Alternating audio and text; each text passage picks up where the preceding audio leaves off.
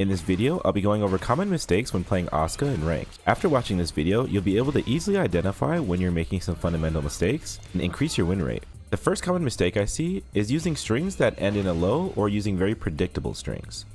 A low that starts with 114 would be considered a telegraphed mix-up or a seeable mix-up. The reason this is a telegraphed low is because they can see the first two punches come out before the low even starts. So it gives them about a second and a half to get ready to block this low.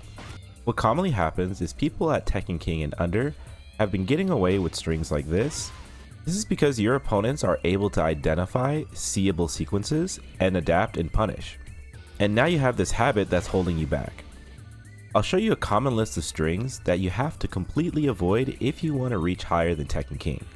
We have 114, back 214, 1 plus 4 2 4, 1 plus 4 2 down 4, snake edge, as well as down back 4-3's variations. Like I said previously, these strings will work in the lower ranks, and then you'll have to figure out how to actually do your offense. And doing that can be a very hard habit to kick. So if you can avoid it from the beginning, you can avoid yourself hitting that hard wall, and then you can continue improving. What you'll find when ranking up is that these telegraph strings will just get crushed eventually. So just try to avoid them at all costs. The reason snake edge is on this list is because it lands at 28 frames of startup. The ability to see and react to a move and block it starts at 21 frames and slower. This move is well over 21 frames, so someone can learn to look at this animation, react to it, and block it. As with moves that are under 21 frames, will be a lot harder to react to this. Typically, snake edge will stop working around Tekken King.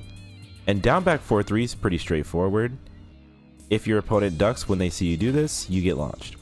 Sure, there are some variations with it, but you can still get ducked and launched, and it will stop working eventually. What's also pretty common when using strings is to use strings as your primary form of offense. So using a string like 113 is totally fine, but if it's your primary form of pressuring your opponent, then you're going to be in huge trouble when you start ranking up some more. This is because fundamentally, I'm locking myself down with this 113.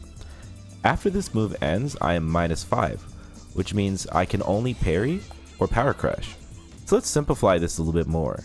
Let's say we're playing a match against someone, and every time it's our turn, we do this 113 string, and we end at -5.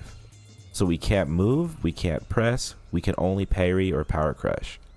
So we've literally walked up to our opponent to give them their turn.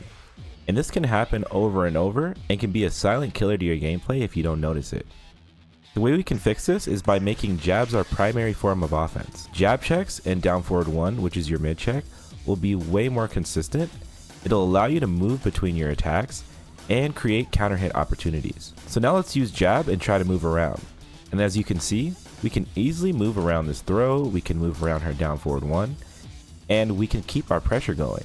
Maybe my opponent wants to use can, and if I use jabs, I can float her pretty easily into a combo. Or I can use jabs to get around the can and punish from there. This will make your gameplay so much smoother, and you'll have such an easier time playing against any character in the game. Being able to catch these counter hit attempts and slower launchers is going to be huge, as opposed to being super negative and then getting hit by literally everything. So the second thing we'll talk about is not using optimized combos or optimizing your combo for the wall. If you find yourself using the same combo over and over, regardless of where the wall is, then something is really wrong. And if you're not using optimal combo routing, then you're leaving a lot of damage on the table. So these two things can really hold you back over time.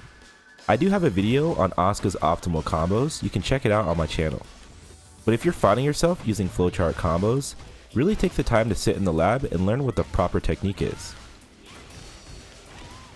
The more you rank up, the less opportunities you're going to have in the game, so you really want to make them count.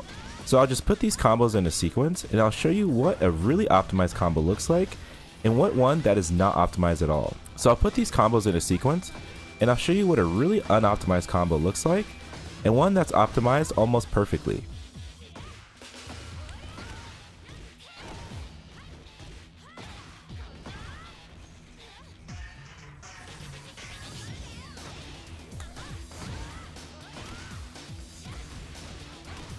The third thing we'll talk about is the mid-range.